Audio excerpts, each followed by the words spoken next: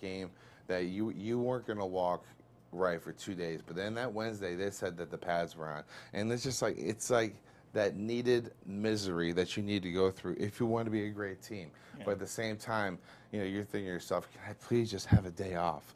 But that's not how it works in the NFL, and that's why the NFL is separated the way it is. It's because some teams practice hard, some teams are physical, like Pittsburgh, like New England, and it is evident on every Sunday. Now, you mentioned that we're at week 10 in the season. Yes. Right about now. How is your body feeling week 10 in the season? Your body is killing you right now, especially if you play in the interior. If you play anywhere from on the offensive line from left tackle to right tackle, if you play anywhere from, well, I would say the right and the left ends get a little more leeway, but I would say those two interior guys are taking a beating right now. Roy Miller, I know Gerald McCoy is not having a good time right now.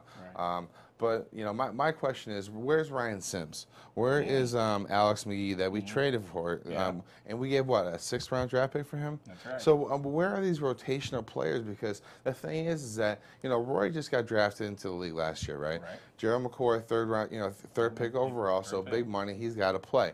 Where are these other guys to spell these guys? Because Gerald McCoy, no matter what he did in college, he's not going to sustain a 16-game season. And if the Bucs do make the playoffs, how is he going to go further? Now, all right, if we're talking about the man beast up in Detroit, he's just murdering guys. Now, we haven't seen a defensive tackle of the likes of him since Kevin Williams up in Minnesota. So it really is a league of attrition right now. So these guys, whether they have to suit some more guys up, whether they have to rotate more, you can tell that these guys are getting bullied around a little bit. Yeah. Well, since we're talking about the Bucs, let's the guys had a quality win, Carolina this week. How do you feel about the progression of watching these guys play? Are you surprised by how they're doing? No, I'm not surprised. The thing is, the Bucs are beating the teams they have to beat, and the thing is, they got blown out by the two teams that are the juggernauts in the NFL, and they should have beat Atlanta, but they really should have. And that's all hearsay. But at the same time, for the record, so since we're talking about the Atlanta, what did you think about the 4th and 1? With Blunt? Well, I think it was a great play. I mean, it was a 96 power, and what they try to do is they try to double team the defensive tackle. They try to block the 7 technique, which is the defensive end, one-on-one with the tight end, and they come through the lead blocker. Now, you're thinking LeGarrette Blunt at 250 pounds, right? If he gets a little bit of movement at that line, he's going to get over that line. Right. But the problem was that Atlanta's penetration was so great, he had nowhere to go. Well, he was going east and west as far. I was going, why is he not going forward? Because of the penetration. You cannot go straight if somebody is getting dived at your legs, like Davin Joseph. He was getting driven into the backfield. I would go east and west too if I saw a white jersey in front of me. So I think it was a combination of the line getting blocked back on penetration. Great job by Atlanta, but it was a design call that should have won the game. Yeah, I mean it was, and the game was in the line. It's where the position you want to be in. Of course. And I think as these guys get in those situations, I think they'll get better and better. Well, I mean, everyone wants to say, you know what, run the quarterback sneak with Josh Freeman. Now, between me and you, I want the 250-pound man beast, Christian Okoye, kind of running back, running it down and getting that touchdown. Because you know what, he's proven it. I saw him make someone look really bad from Arizona on that one touchdown run, and that's the type of run I expected when I saw that run. Oh, he's a great athlete. There's no question. And Blunt's had some issues, in college and that kind of thing, but he's redeeming himself. He is week in, week out. But the thing is he's staying out of the papers week in and week out. Yeah, and that's a great thing. If you go out there and if you earn your keep, if you earn the respect from the guys in your team, from the guys throughout the league, because everyone's watching this tape. The eye in the sky does not lie. So what he's doing is he's running very hard. Now he's got to get better at pass protection now, because now he's becoming a liability. But I think he's going to mature. He's going to grow, and I think he will definitely be a better player. Cool. Hey, we got a call coming in.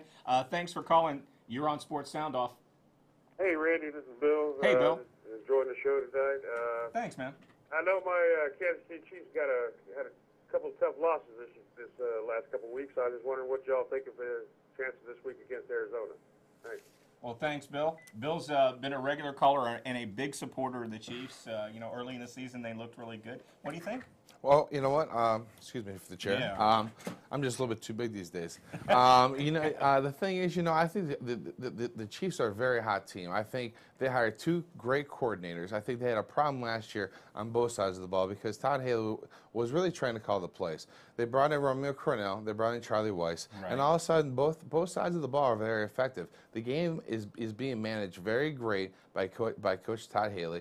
They're getting great special teams. They're playing great defense under Romeo Crennel. So I think they got to have a really good chance this weekend. What do you think? I think they got a good chance. I got to ask you the question. What do you think about the point as opposed to the handshake? Well, it's really the heat of the battle.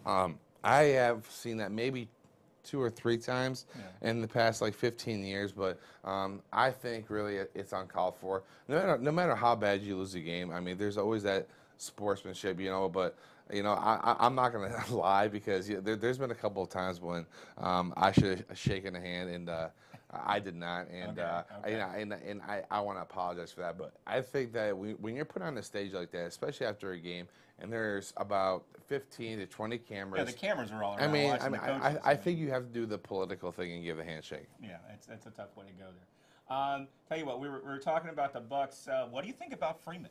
I think Josh Freeman is Mr. Fourth Quarter right now. I think he's making things happen right now that no other quarterback is doing right now. Because if you look at Peyton Manning and Tom Brady and some of the other, and Phillip Rivers is doing his thing. And I love Phillip Rivers. But the thing is, right now, if there's any quarterback that I want to have right now in the fourth quarter, it's Josh Freeman. Right. Because he is always going to make something happen, and he is most dangerous when he rolls to his right.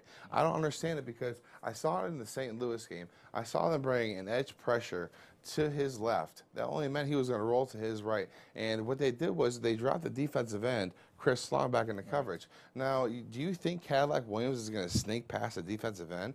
I mean, and it bought Josh, some time. So I just think he's just doing an amazing job managing the game. He's making all the protection calls at the line of scrimmage. I think that he's finding all his top targets. Mike Williams, he had a great pass. Dan looked good.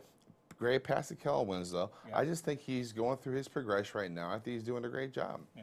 Now, it's funny, we were talking about, Freeman looking good and everything. I saw, I believe it was Catherine Smith in the Tribune who said that,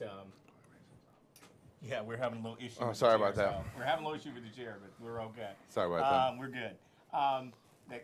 Who ranked Josh Freeman above Brad Johnson as a quarterback in the top 5 for the Bucks. And I was just amazed by the fact that we could possibly have Thank you so much.